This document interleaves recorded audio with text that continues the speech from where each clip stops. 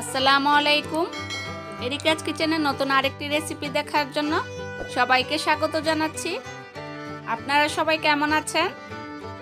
আজকে আমি আপনাদের সাথে শেয়ার করব একটি ব্রেকফাস্ট রেসিপি।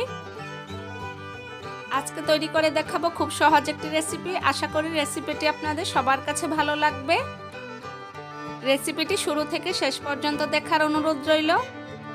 রেসিপিটি যদি ভালো লাগে তাহলে আমার চ্যানেলটিকে সাবস্ক্রাইব করবেন, ভিডিওটিতে লাইক দিবেন, সম্ভব হলে ভিডিওটি সবার মাঝে শেয়ার করবেন। এরকম আরও মজার মজার রেসিপি পেতে আমার চ্যানেলটির সাথেই থাকবেন। আমরা সাধারণত সকালের নাস্তাটা নিয়ে অনেক টেনশনে থাকি। খুব সহজেই ঝটপট এই নাস্তাটি তৈরি করা যায়। তাহলে চলুন দেখে নেওয়া যাক কিভাবে তৈরি করব।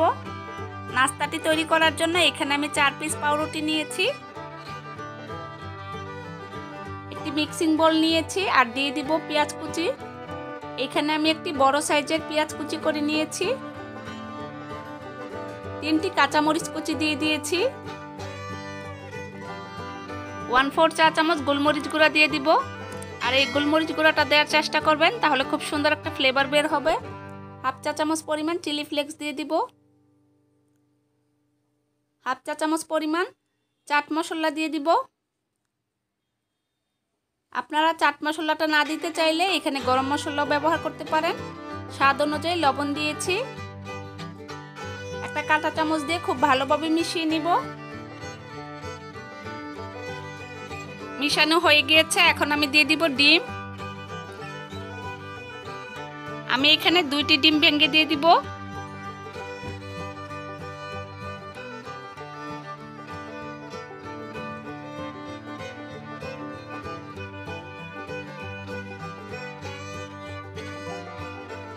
ডিম দেওয়া হয়ে গিয়েছে, এখন আমি কাঁটা চামচ দিয়ে খুব ভালোভাবে মিশিয়ে নিব। আমি 2টি ডিম দিয়ে তৈরি করছি, আপনারা আপনাদের প্রয়োজন অনুযায়ী ডিমের পরিমাণটা বাড়িয়ে নিতে পারেন। ডিমটাকে খুব ভালোভাবে মিশিয়ে নিয়েছি। ডিমের মিশ্রণটা বেশ ঘন, আমি কিছুটা পাতলা করে নিব। এখানে আমি লিকুইড দুধ দিয়ে দিব 1.5 টেবিল চামচ পরিমাণ। এই লিকুইড দুধটা দেওয়ার কারণে নাস্তাটা খেতে ভীষণ মজাদার হবে। লিকুইড দুধটা দিয়ে আবারও খুব ভালোভাবে মিশিয়ে নিব।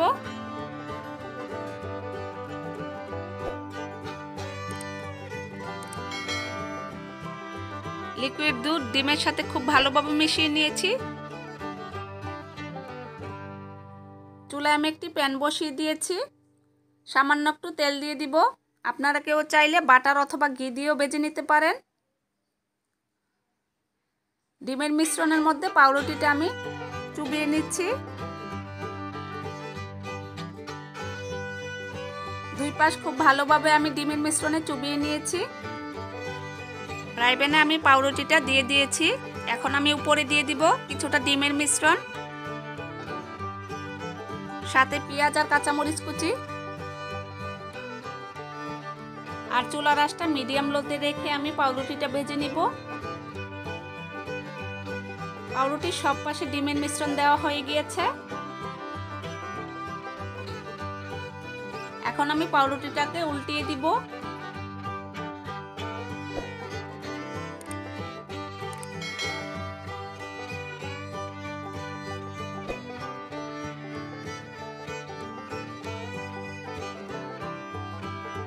পাউরুটির নিচের পাশটা খুব সুন্দরভাবে ভাজা হয়ে গিয়েছে।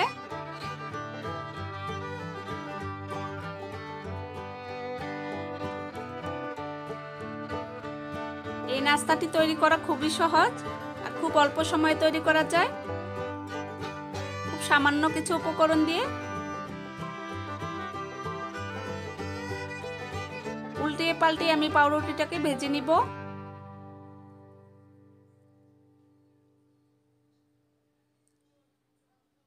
পাউরুটিটা ভাজা হয়ে গিয়েছে, এখন আমি তুলে নিব। দেখুন কালারটা কত সুন্দর হয়েছে। আর একইভাবে আমি সবগুলো পাউরুটি ভেজে নিব। আবারও ডিমের মিশ্রণে চুবিয়ে আরেকটি পাউরুটি দিয়ে দিয়েছি, আর উপরে কিছুটা ডিমের মিশ্রণ আর কাঁচামরিচ পেঁয়াজ কুচি দিয়ে দিব। এখন আমি পাউরুটিটা উল্টিয়ে দিব। এই পাউরুটিটা খুব সুন্দরভাবে ভাজা হয়েছে। এই পাউরুটিটার দুই পাশে আমি খুব ভালোভাবে ভেজে নিব।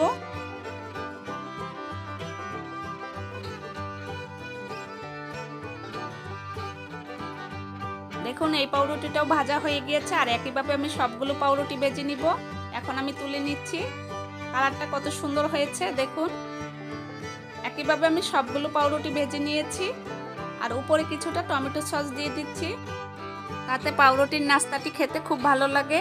তৈরি হয়ে গেল খুব সহজ একটি ব্রেকফাস্ট রেসিপি। আশা করি আমার এই রেসিপিটি আপনাদের সবার কাছে ভালো লেগেছে। রেসিপিটি ভালো লাগলে আপনারা অবশ্যই বাসায় ট্রাই করে দেখবেন, আর আমাকে কমেন্ট করে জানাবেন কেমন লেগেছে। রেসিপিটি দেখার জন্য সবাইকে অসংখ্য ধন্যবাদ। আপনারা সবাই ভালো থাকবেন। দেখা হবে পরবর্তী কোনো নতুন রেসিপিতে। আল্লাহ হাফেজ।